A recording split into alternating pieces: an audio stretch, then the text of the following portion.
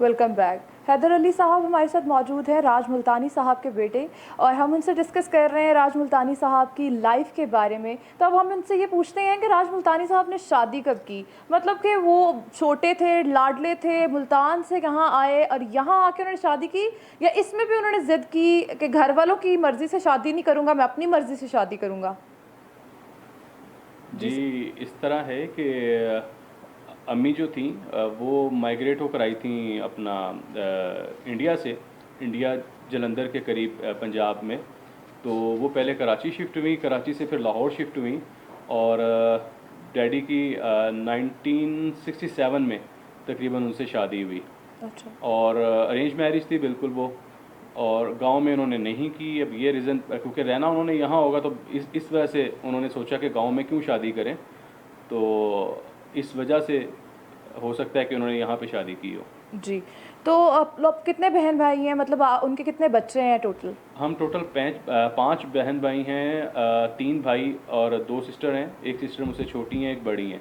जी। और मैं सबसे छोटा हूँ भाइयों में, दो भाई मुझसे बड़े हैं। ठीक है। तो उनको ये फिल्म्स के अलावा किस चीज़ का शौक़ था, जो कि बहुत ज़्यादा उनको शौक़ था?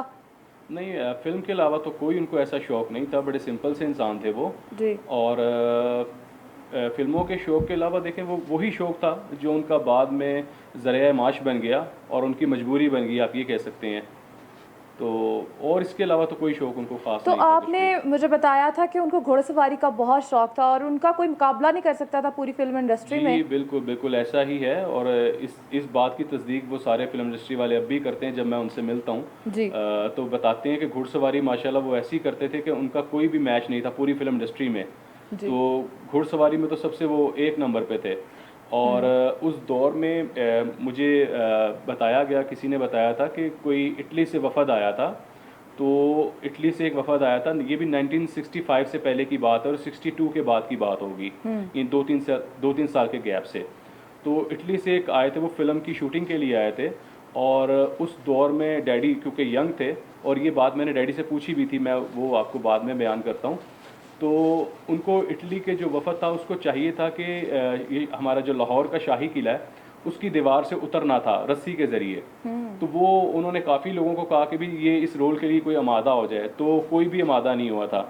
तो डैडी ने हामी भर ली और शाही किले की दीवार से वो बग़ैर किसी सिक्योरिटी, बग़ैर कोई नीचे कोई जाल बिछाया या कुछ ऐसी एहतियाती तदाबीर नहीं की गई थी, तो रस्सी के ज़रिए शाही किला की दीवार से वो नीचे उतरे। और सेकंड रोल एक और ये था कि उनको ज़मीन में गाड़ा गया और रोल ये करना था कि हाथी का जो पाँव है वो उनके सर पे रखा जाए। तो वो भी अच्छा। उनको रोल जो था वो भी उन्होंने किया और उनको बड़ा सराहा गया। इटली वालों की तरफ से ये कहा गया कि भी आप पाकिस्तान छोड़ें और हमारे साथ इटली चलें।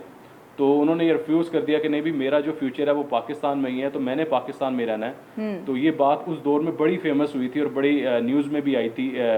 इसमें अखबारों में बड़ी ये बात आई थी कि राज साहब जी। ने इस तरीके से ये बड़ा बहादुरी वाला काम किया था उस दौर में।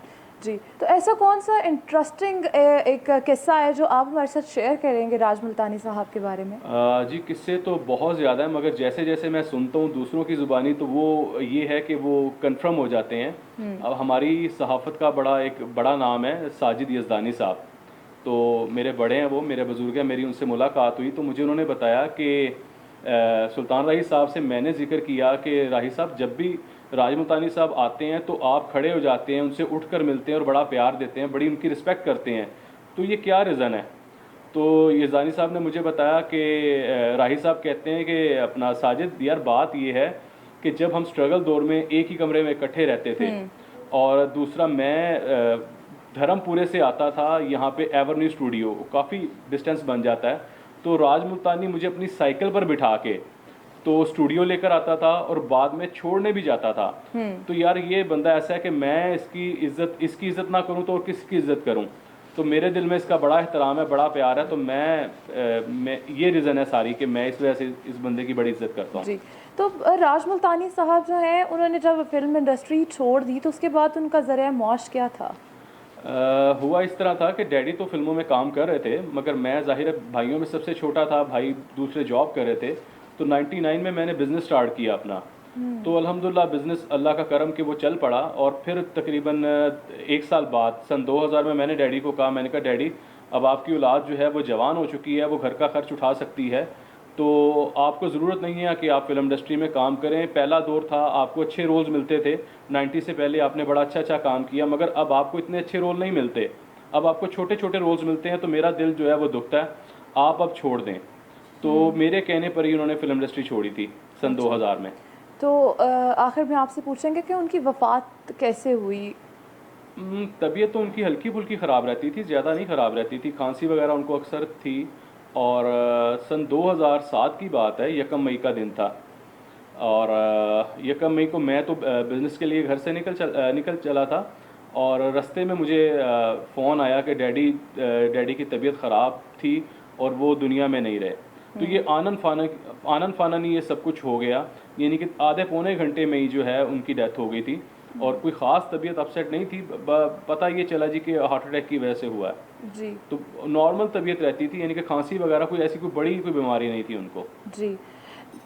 हम अपने स्टार्स को अक्सर भूल जाया करते हैं, बहुत अच्छे अच्छे काम करने के बाद भी हमारे स्टार्स जो हैं वो हमारे दिलों में तो रहते हैं, लेकिन हम वक्त के साथ साथ उनको भूल जाते हैं। ये हम लोगों को उनको याद रखना चाहिए, और हमेशा जो फिल्म इंडस्ट्री या किसी भी इंडस्ट्री से ताल्लुक़ रखने वाले हमारे हीरोज़ हैं, उनको हमें हमेशा याद रखना चाहिए, और उनको हमेशा हमेशा हम लोग को सराहते रहना चाहिए। उनकी फैमिलीज़ की तरफ भी देखना चाहिए कि उनकी फैमिलीज़ जो हैं उन्होंने भी उनके साथ कितना सफ़र किया है। तो इसलिए हम लोगों को हमेशा याद रखना चाहिए ऐसे लोगों को जो हमेशा हमारे दिलों में जागते रहेंगे अपने काम को लेकर। तो यहाँ पर वक्त हुआ है हमारे शो को ख़त्म करने का। हम दोबारा एक शो के साथ हाजिर होंगे। अल्लाह हाफ़िज़।